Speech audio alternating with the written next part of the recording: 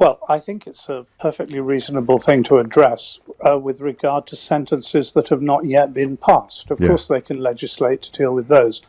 The problem is with sentences that have already been passed. Say a judge passes a 6-year sentence on someone, then the judge knows and expects that person will be released after 3 years. And the defendant has a legitimate expectation, indeed he or she knows, that they'll be released after 3 years. To change that even by statute, never mind executive action, may well be unlawful. And it's absolutely clear, Liberty has already said so yesterday, that there will be challenges if this power is introduced. And the point I've been seeking to make is there are other ways of dealing with this problem that do not require the government to indulge in risky legislation, which would lead to risky, expensive and lengthy litigation. What, for example, would you prefer to see? Well, one very simple measure would be to restore control orders, which existed prior to 2011 and worked well, were deemed by the courts to be legal, and which provided exactly the kind of protection which would have been very useful in relation to someone like the perpetrator of the Streatham incident.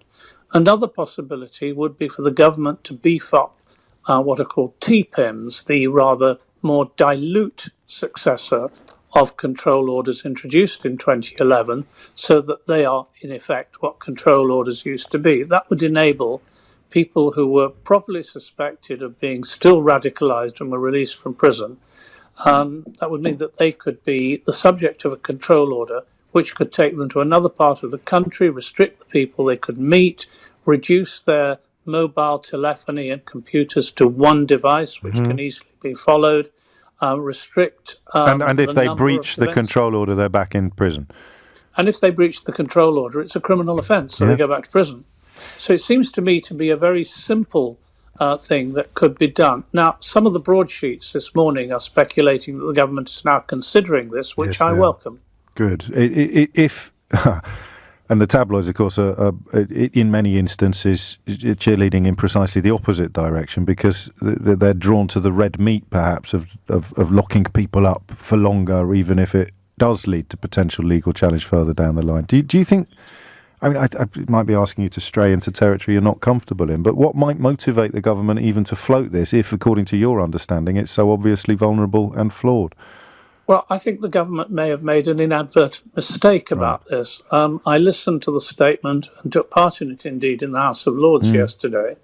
And although the minister in the House of Lords, Lord Keane, who's a very good lawyer himself, said he thought that the measures would be robust against challenge, that begs the question, because the challenge will take place anyway and will delay these matters for a long time.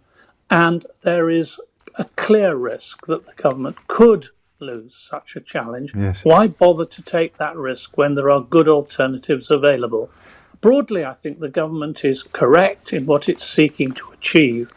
My concern is the means by which they're seeking to achieve it, and I think it would be far preferable if we took the party politics out of this and just tried to find the best solution. I completely concur, but at risk of bringing party politics back into it, can you remind us why the control orders in particular were removed in 2011? My take on it was, and I advised that they should not be removed, that the Deputy Prime Minister at the time, Nick Clegg, and some of his team thought that they were not civil liberties compliant. So they introduced a frustratingly weaker alternative. If the proof of the pudding is in the eating, it is a fact that TPims have hardly been used, and there have been, particularly in more recent times, very, very few of them.